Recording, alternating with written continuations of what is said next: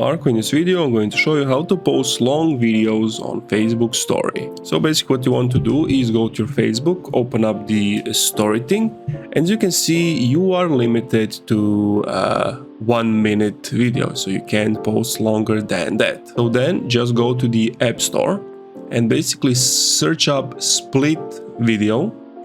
Once you have searched for that, you want to install this app.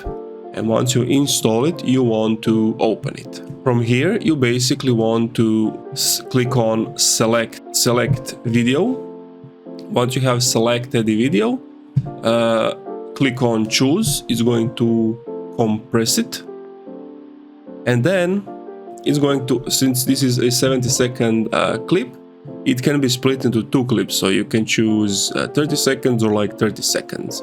So choose whichever you want, and then you just want to click on split and save clips, and then you have 2 clips. And now you want to go back to Facebook stories and post those 2 clips in a row, and that's the only way to actually post longer videos on Facebook story. And that's it. Thank you for watching this video. If you enjoyed, leave a like, comment, subscribe.